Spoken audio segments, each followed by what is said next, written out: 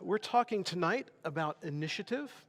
I struggled a little bit with where to go from this morning. I had a few different ideas, but this is where I ended up for a lot of reasons. One common thread that was mentioned through a lot of comments after the sermon today was this fascination that we have with judgment and the end of time and all of that people have had from the time of the disciples on.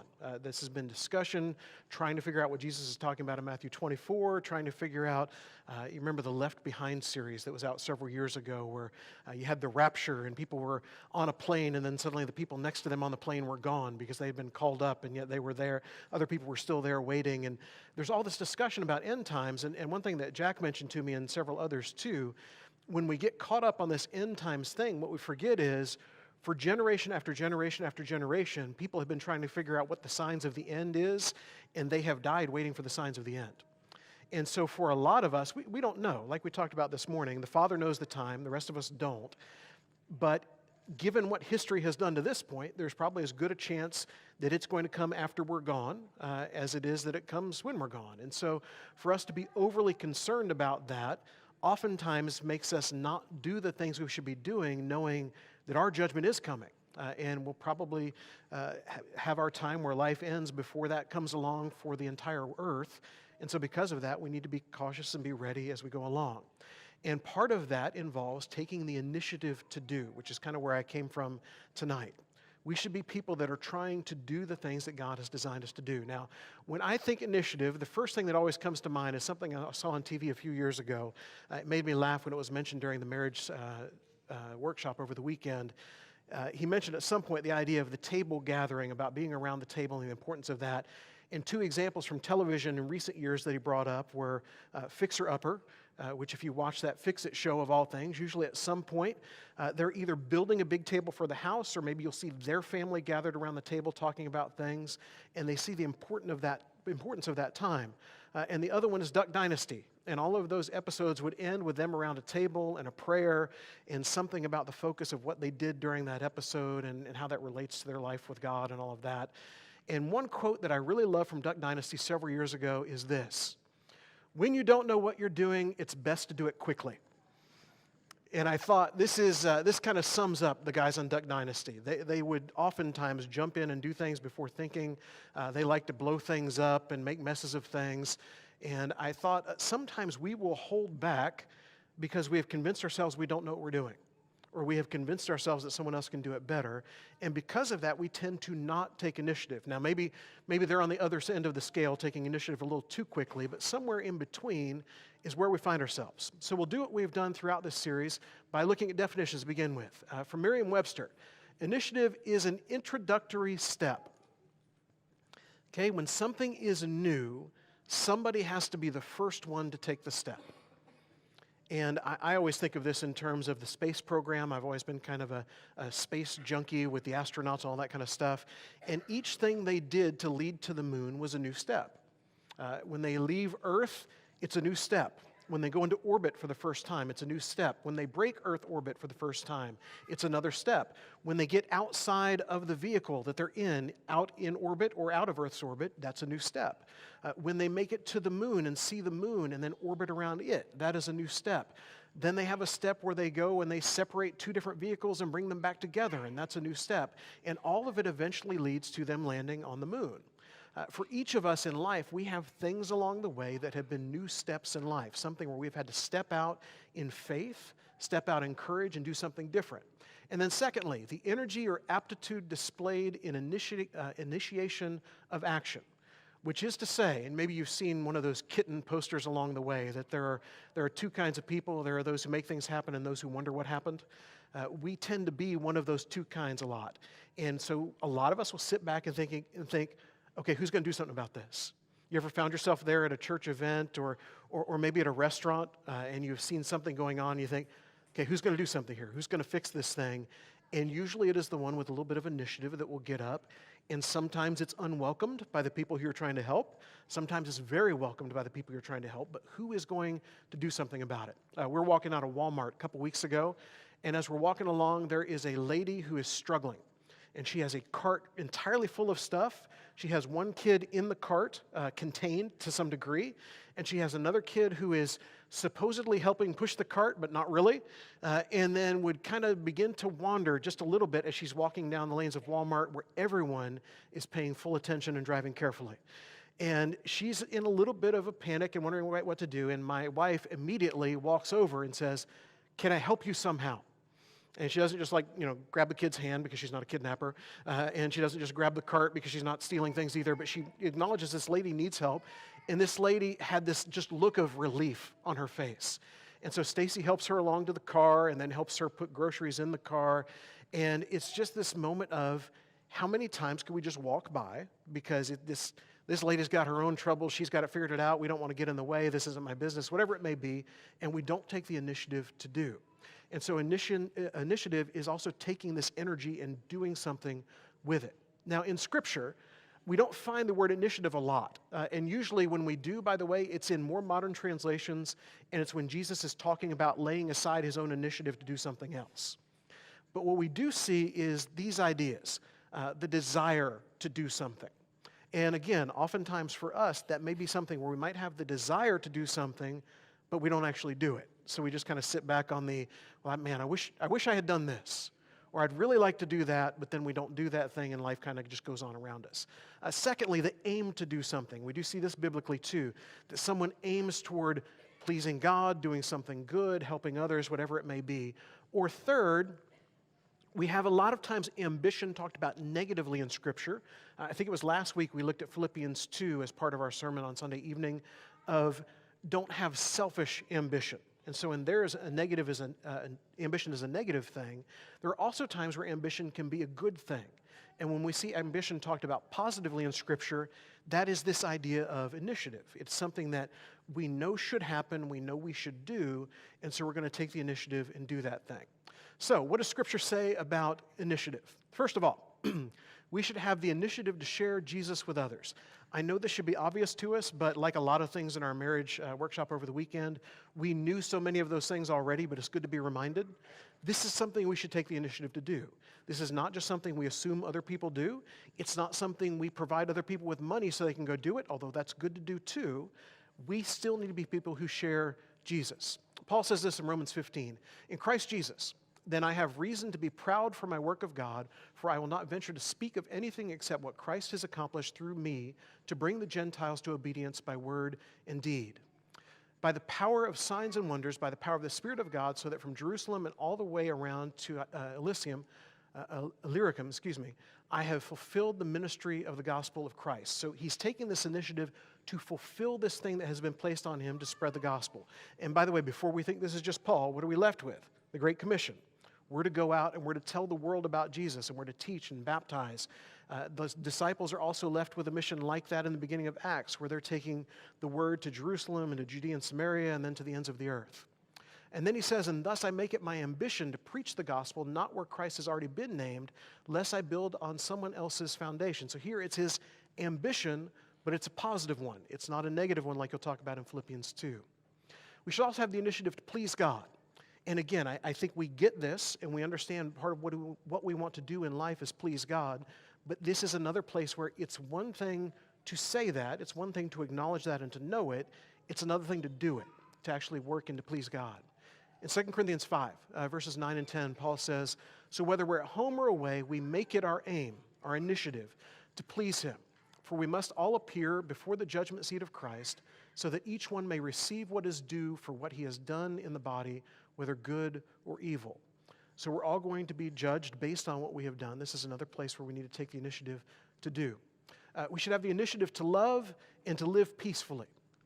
In 1 Thessalonians chapter 4, beginning in verse 9, he says, now concerning brotherly love, you have no need for anyone to write to you, for you yourselves have been taught by God to love one another.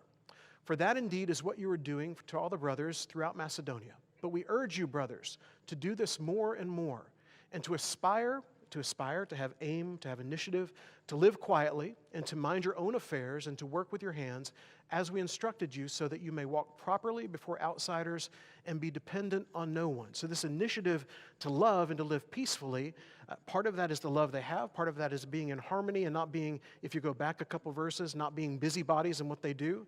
But more than that, it has an effect on how they're seen by the people around them. If you remember back 3 or 4 weeks now, we talked about, there was a survey not long ago that people think Christians are just kind of frustrating. I think the wording was, Christians get on their nerves. There were a large group of people that thought that. I feel like if we were living the way Paul is describing here, if our initiative was in these things, people wouldn't see us quite that much that way. They'd probably be happy to have us as neighbors and friends. We should also have the initiative to encourage. Kind of falls into the same realm of this last verse we read. In 1 Corinthians 14 and 12, it says, "So with yourselves, since you are eager for the manifestations of the Spirit, strive to excel." Okay, again, striving, aiming, taking initiative to excel in the building up of the church. Is building up the church, is encouraging one another, is that not just something that we hope we get better at? Is it not just something that we really appreciate when other people do and wish maybe we could be a little more like them? But are we striving to excel in that? And as you think about that, think in human terms for a minute. When you strive to excel at something, what do? You practice it, you do it often, you look for situations where it can happen. I was talking with Nathan the other day. He is on the esports team at Ada, which I think is a neat thing that they have. I probably loved that as a kid, but he's on the esports team and they are in some sort of playoffs now. And he said, we're supposed to practice 8 hours a week. And I thought, so at school they're asking you to play video games for 8 hours a week. This doesn't seem right, but jokingly I said to him, are you going to be able to cut back to that? Is it going to be okay? He strives to excel at that, maybe more than we want him to sometimes, but he's constantly trying to get better. If we strive to excel at anything, aren't we getting better at that thing? If you have a plan for you want to run a marathon, aren't you striving in ways to get ready for that? If you have a plan that you want to do something, whatever it may be, don't you work at getting there? And yet for us, are we striving to excel at encouraging? Do we even know how to strive and excel at encouraging? We know people who are encouraging. We're encouraged by them. But are we constantly thinking, where are the opportunities for me to do that? If I am not an encourager, what could I do differently that would make someone describe me as an encourager? And I will tell you, like a lot of things we talked about in the workshop over the weekend, these are not things that are impossible. These are not things that are not doable, because Paul would not say, strive to do this if he knew you couldn't do it. He wouldn't come to me and say, Brian, in Christianity, you need to strive to dunk a basketball really well. You know, if I ever somehow, by some miracle, was able to dunk a basketball, I would probably hurt myself trying, but it would likely not happen. But he would say to me, encourage, build each other up. This is something we can do. And if we want to strive to do it, then we should be taking steps to get there. We should have the initiative to endure. We don't tend to put these two together because it's a front-end thing and a back-end thing, but they are things that work together, because if we don't have the initiative to begin, we're never going to have the initiative to continue and then to see things through. In Hebrews chapter 10, the Hebrew writer says this, "Therefore do not throw away your confidence, which has a great reward, for you have need of endurance, so that when you have done the will of God, you may receive what is promised." If we endure, if we do what God has willed for us, there's going to be a reward that comes with that. We should also have the initiative for doing. Now, I hesitate here for just a moment, because I know with an audience like this, there are people who are really good at doing, and there are people that struggle a little bit at doing. And usually when we talk about the need to do, it's the people that are already doing that hear it. And the people that are already doing then suddenly think, well, I'm not doing enough now, and so I need to do more, and then you just work yourself into the ground. That's not what I'm talking about here. But there are a lot of us that tend to watch others do. Or there are a lot of us that may think, you know, I have done my doing already, and it's time for someone else to do. Or there are a lot of us that may think there's someone else who can do this in a better way than I can, there's someone else who has more ability than I can, and yet we can still do. In Proverbs 10, verses 4 and 5, we read this, "A slack hand causes poverty, but the hand of the diligent makes rich. He who gathers in the summer is a prudent son, but he who sleeps in harvest is a son who brings shame." The wise man is telling us it's important for us to do. Or Paul will take this and put it in a little terms that we're a little more familiar with in Ephesians chapter 2, where he says, we are his workmanship created in Christ Jesus for good works, which God prepared beforehand that we should walk in them. So if you were to think, what did God design me for? And if you had the answer to that question, wouldn't that be something that you had on your list of things that you ought to be doing? And Paul has given that to us right here. He has designed us for good works that he has also prepared for us to do. There is a sign-up sheet somewhere, and God has already put your name on it. And God has said, this is the thing that I have designed you for, tasked you with, and you are to do it. And I will tell you that the thing that you have been designed for and tasked with is not just watching everybody else do. It's not just showing up. There is more to it than that. So let's look at a few biblical examples of initiative as we kind of tie this together a little bit. I think we see it in three stories, especially from the New Testament. First of all, parable of the Good Samaritan. This is probably familiar to most of us, even if you are not a Christian, even if you find yourself online watching and you don't know a lot about the Bible, you have probably heard the term Good Samaritan somewhere along the way, even if you're not fully sure what it means. The Jews and the Samaritans did not get along. They did not like each other one bit. I don't know what you want to describe that to nowadays, but we know there are groups even in our world now that just don't get along very well. And so the Jews and Samaritans don't get along, and so as Jesus begins to tell this story, and there are big characters within the story that are Jewish leader types, and this Samaritan, you would probably, as you're hearing this story, hear it in different ways depending on where you're coming from. You would hear this through a different set of ears if you were a Jew or you were a Samaritan. You maybe would hear this through a different set of ears if you were neither and you had watched all that unfold over the years. But Jesus tells the story this way. A man was going down from Jerusalem to Jericho, and he fell among robbers who stripped him and beat him and departed, leaving him half dead. So this guy going along, just traveling, minding his own business, finds himself in the wrong part of town, or the wrong between towns, I guess, and he is robbed, and he is left for dead. Now by chance, a priest was going down that road, and when he saw him, he passed by on the other side. Hear the first part of this sentence, and don't you think it's going to end well if you don't know the story? Now, by chance, there just happened to be AAA was driving by. And there they were, and here was this guy on the side of the road, and they just kept right on going. And you probably had those moments in life, by the way, where you have found yourself stuck and in need of help, and it seems like here is the person that is here to help, and they just keep right on going. And so this priest comes along, and he passes by on the other side. So likewise, a Levite, when he came to the place and saw him, passed by on the other side. And we almost gloss over this, by the way. We know they passed by, but notice the way it's described. On the other side. This person walking along sees the person who is in need of help and doesn't just walk by. Doesn't just try not to make eye contact. Takes space around. They don't have time for this. This guy's probably unclean and they don't want anything to do with him. And so they are just going to keep on moving, keep on going along. And then a Samaritan, as he journeyed, came to where he was. And when he saw him, he had compassion. Immediately, a different attitude about everything. He had compassion. And by the way, I really feel like at least at this point in the story, most Christians I know are at least at this point. I don't think most Christians I know, when someone is truly in trouble and you can recognize it and see it, I don't think most of us try that hard to keep distance around. I think most of us at the very least have compassion, but that's the point where a lot of us don't quite know what to do. Do I help? Do I not? How do I help? What do I do? What goes on? And here's what we see this guy do. He went to him and bound his wounds, pouring on oil and wine. Then he set him on his own animal and brought him to an inn and took care of him. And the next day he took out 2 denarii and gave them to the innkeeper, saying, "Take care of him, and whatever you spend, I will repay you when I come back." Which of these 3 do you think proved to be a neighbor to the man who fell among the robbers? And those who had asked, he said, "The one who showed him mercy." And Jesus said to him, you go and do likewise." So what do we see the Samaritan do in the story? First of all, he set aside differences. There is every reason in the world, if you're the Samaritan, to be bitter about the way you have been treated by other people. And he had all the reasons not to, and yet he said, okay, this guy is different than me. He's in a different place than I'm in.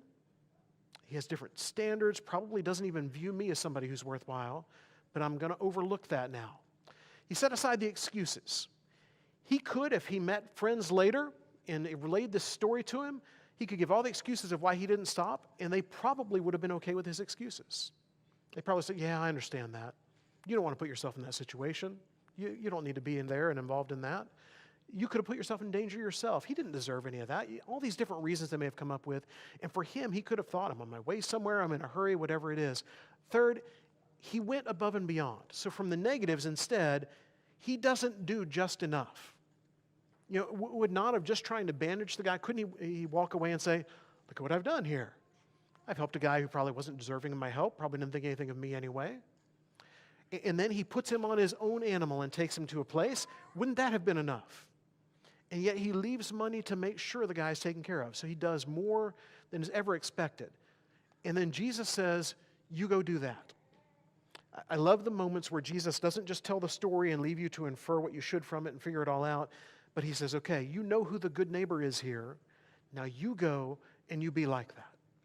So secondly, Zacchaeus, Luke chapter 19.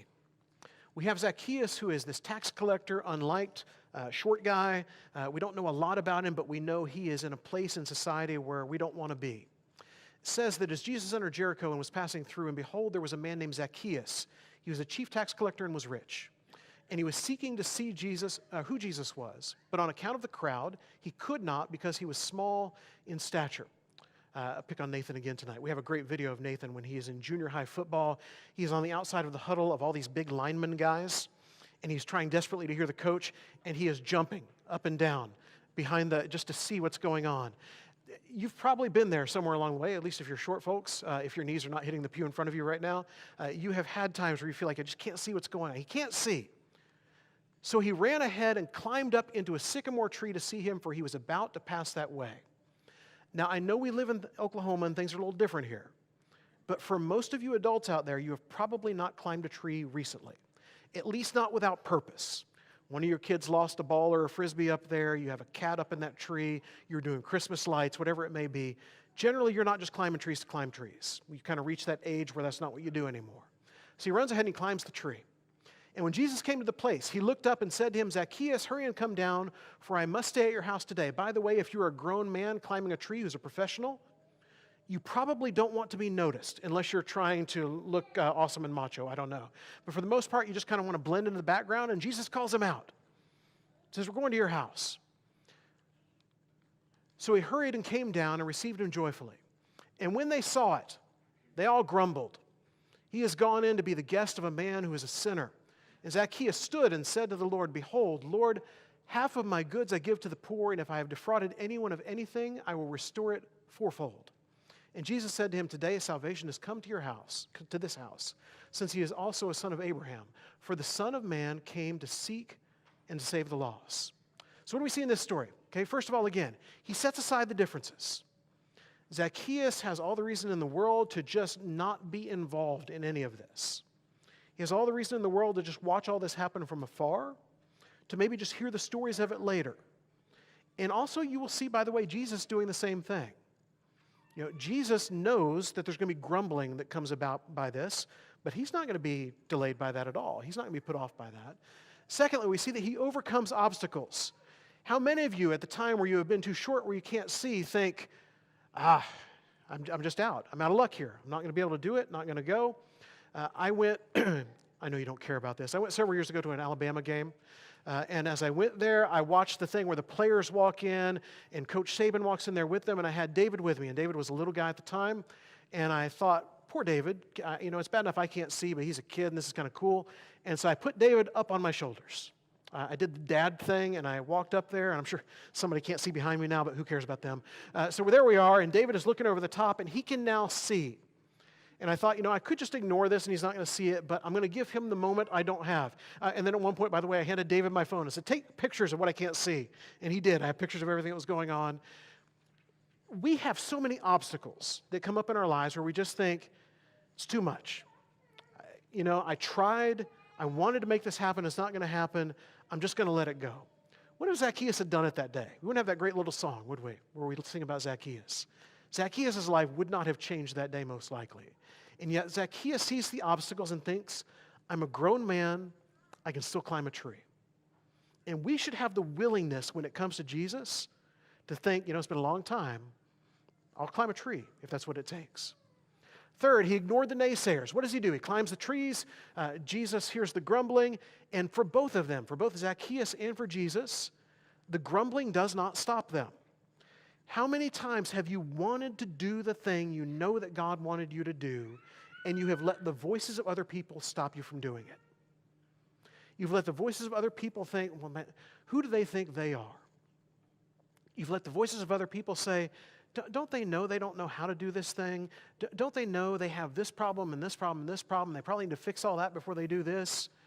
How many times do we let the naysayers get in our way? And for Zacchaeus, his life is changing that day, and he's not going to let the naysayers get in the way. And then he went above and beyond. He did not have to do the things he said he was going to do. In the way he was going to repay and what law required of him, he went above and beyond what law required of him because he was going to be blessed. He was going to also receive more than he imagined. Here is a guy who started out the day hoping he could just kind of see who Jesus is. That was his hope for the day. And yet everything went so far beyond that. Jesus shows up at his house. He has a conversation with Jesus, and Jesus tells him about salvation that is coming his way. And then last, we have the parable of the tenants. We referenced this a week or two ago also, but I think it fits really well here. You have these three guys, the parable of the talents, not the tenants. I'm reading back there instead of here, and my eyesight ain't what it used to be. Parable of the talents, Matthew 25. You have these three guys that are given talents. And again, we use this a lot of times as talents and gifts and that kind of thing. We can't apply it there by what the truth there means, but this is really talking about money. Talents were money in their day and time. It was a denomination, basically. So one is given 5, one is given 2, one is given 1. And they're given these talents, this money, and told by the master to go out and do something with that. And so one of them, the one with the 5, goes out and he doubles it. He takes that money, and when the master comes back, he now has 10 instead of 5. And the master's response to that is, job well done. Good job. And because you have been given much, I will give you more. I can trust you with this. Second guy comes along. He has 2. He goes out and he doubles it again. He comes back with 2 more. Master says, good job. You've done exactly what you need to do. Because you've been given this, you will be given more. And then the third guy comes along. He says, I know you're a hard master. I know I was worried about having this when you came back. And so, this is the Brian paraphrase, by the way. So I took this one talent and I buried it. And I just put it somewhere it would be safe. And when you're coming back, I dig it back up and I bring it to you. And that is not what the master had in mind. And the master called him wicked and lazy. And I guarantee you that's not what he was expecting. He thought, he's given me something, I've given it back, and we're all good here. But we learn in Matthew 25, verses 29 and 30, that to everyone who has more, to everyone who has will more be given, and he will have an abundance. But from the one who has not, even what he has will be taken away. And cast the worthless servant into the outer darkness. In that place there will be weeping and gnashing of teeth. Now, if we thought this is the opposite place where initiative will take us, we would use that initiative really well, wouldn't we? We would want to make sure we were taking the initiative God has given us to do all of those things he has designed us to do. To all of the tasks that we are the workmanship that he has designed with these jobs to do. So 2 took initiative and did well, and 1 did not. And we see how that works out. So tonight, what are we doing? Are we taking initiative, or are we just sitting back and hoping things will work out? Are we just sitting back and feel like, I've done enough, I don't need to anymore, it's time for someone else to do that? What is our attitude when it comes to things like this? Because God has designed each of us with something. And I truly believe that because of that, if each of us has been designed for something specific, then when we're not doing it, something is missing. When we look around in the world, and we think to ourselves, why isn't the world more of what God would have it to be? And we get angry and we boycott things and we picket and we make Facebook posts and all of that. I wonder sometimes if we were all taking the initiative to do the thing that God has made us to do, would the world still look like the world looks? Or might it be different because of that? Truly believe that is the place where we can begin. There are so many things in our world that are out of our control. There are so many things that as much as we may want to change them, we don't have the power to change something that's that large or that far away or involves that many people. But what we can do is begin with where we are. because there are things within my realm that I can have some level of influence on, control over, and am I taking the initiative to do something about that? Tonight, God has given you something, and if you haven't found it, I believe maybe that's the first place you begin to take initiative. What is it that God has in mind for me, and how can I find that more clearly? I truly believe the first step in that is to follow Him. And if you have not followed Him, you can do that today. You can confess His name, you can be baptized into Him, and you can begin taking steps towards that thing that God has designed you for. Or if you have walked away from that, you have found yourself just kind of coasting along, you have found yourself looking for others to do things and just kind of sitting back, you can begin to work again tonight. If there's something we can help you with in that way, whether it's going to the back with talking with one of our elders, or you can come up front here and we can work with you as a church and pray for you. Any way we can help, please come as we stand and sing.